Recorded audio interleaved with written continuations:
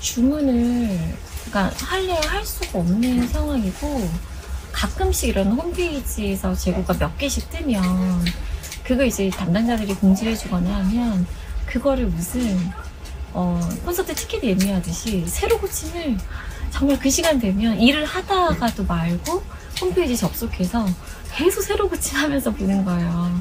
근데 그거를 해봤자 품절약 한 서너 개 얻을 수 있는 건데, 그걸 하겠다고 정말 바쁜 와중에 계속 그거를 해야 되는 상황이죠. 환자는 약을 찾으러 처방전을 가지고 헤매는 상황인데, 약국에 약이 없습니다. 감기약뿐 아니라 변비약, 멀미약 등 여러 제품군에서 의약품 품귀 현상이 심각하게 나타나고 있습니다. 도대체 왜 이런 문제가 발생한 건지, 단순히 생산량을 늘리면 되는 문제는 아닌지 자세한 내용 알아봤습니다. 안녕하세요. 대한약사의 부회장 정현철입니다. 전반적인 의약품 부족이 심각한데요. 해열제, 진통제, 호흡기에 관련된 감기약들이 품절이 아주 극심합니다. 아스타아미노펜을 보건복지부에서 굉장히 부족 사태가 심각하다고 해서 재고가 있는지 파악을 했어요. 근데 실제 재고가 그래도 좀 여유 있게 가지고 있는 약국이 거의 한 10% 정도. 나머지 한 90%는 실제 재고가 없는 상황이더라고요. 예, 의약품은 일반 공산품하고 달라서 수급을 하는 상황, 그 다음에 국가가 관리하는 상품이기 때문에 이 문제가 굉장히 단편적인 문제는 아닙니다. 예, 사실 우리나라는 의약품에 대한 통제권을 정확하게 국가가 다 이 통제를 하고 있습니다. 우리나라 전체에 유통이 되는 의약품의 가격은 건정심이 통제를 해서 가격을 결정을 합니다.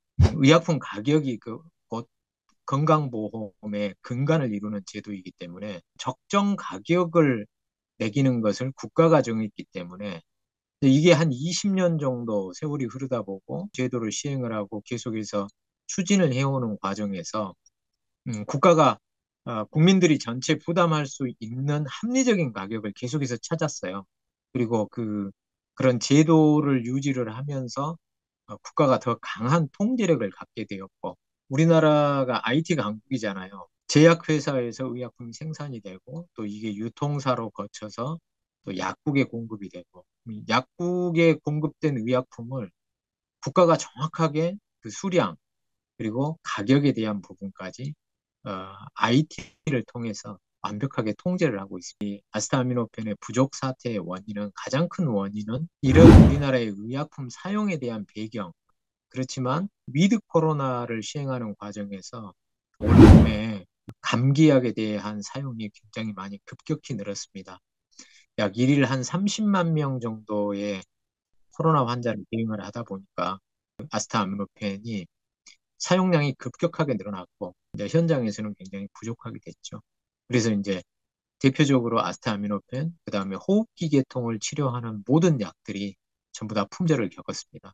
일선의 우리 회원님들의 고통이 굉장히 극심했죠. 또 아스타아미노펜을 생산을 했던 미국의 존슨앤존슨사가 우리나라 향남 공장을 폐쇄를 했습니다. 올 봄에. 아스타아미노펜의 약 한 70% 정도를 사용하는 그 존슨앤존슨사의 아스타아미노펜이 전체를 다 수입에 의존하게 되는 구조로 바뀌었던 것이 올해 또 상반기에 일어난 또 특히할 만한 일이었습니다. 의약품의 생산을 해서 유통이 되기까지는 의약품의 품질을 확인하는 과정들이 있기 때문에 그런 부분도 다른 상품하고 조금 더 다른 유통 구조를 가지고 있어서 그 부분도 많이 작동을 했죠. 사실은 안타깝게도 우리가 그동안 이 저가 의약품을 선호를 하다 보니까 거의 의약품 원료를 어디에서 수입을 해왔냐면 중국에서 수입을 해왔어요. 팬데믹이 전 세계적으로 이렇게 하다 보니까 중국도 자국의 이 이득되는 상품을 관리를 한다고 해서 수출이나 이런 부분들도 제한이 되게 되었고, 또 뭐 인도나 동남아시아 다른 그 국가들, 그러니까 조금 임금이 싸고 제품 가격이 싼 나라에서 공급되는 원료들에 대한 수입 다변화나 이런 것들도 우리가 직접 또 준비가 안 돼 있고, 그래서 이런 여러 가지가 중첩이 되다 보니까 굉장히 품절약 사태가 심각해지고 장기간 또 유지가 되었습니다. 국가 연동제라고 하는 부분이 있어서 예년에 비해서 의약품 사용량이 많아지면, 국가가 우리 건강보험에서 생각할 때는, 어, 의약품 생산을 많이 하고 또 매출이 많아졌으니 가격을 조정을 하자 하는 것이 이제 의약품 사용량과 약가를 연동하는 제도거든요. 근데 이제 이런 부분들이 오히려 갑자기 수요가 늘어나니까 더 많이 생산할수록 손해가 난다고 생각하는 것이 이제 이번 그 제약사들의 또 어떤 그 생각이 그런 쪽으로 생각을 옮겨가게 하는 어떻게 보면은 굉장히 걸림돌로 작용이 됐어요. 그래서 복지부에서도 이제 이 부분에 대한 이해가 좀 되고 또 12월 1일부로 해서 약가를 올려서 제약사들의 생산을 좀 더 장려하는 방향으로 제도가 지금 이미 시행이 됐습니다. 그래서 약 한 3개월 정도가 지나면 아마 좀 더 많은 그 아스타미노펜 상품이 현장에 많이 공급이 되리라고 생각을 합니다. 우리나라의 식약처나 보건행정이 굉장히 이 사회적인 음, 제도의 완성도가 굉장히 높습니다. 그리고 국가가 거의 완벽하게 통제를 하고 있는 상황이다 보니까 현재 상황에 대한 유연성은 조금 더 떨어지는 것 같아요. 그러니까 이런 팬데믹을 겪어보지 못했기 때문에 보건의료 쪽에서 이런 그 의약품 수급이 단기간 내에 수요가 폭증을 했을 때, 그럼 우리가 어떻게 대처해야 될 것인가, 이런 변화에 대한 시스템을 만들어가는 것이 이제 과제로 하나가 더 떨어진 것 같습니다. 우리나라 제약사가 약 한 250개 정도의 상품이 나와요. 제약사가.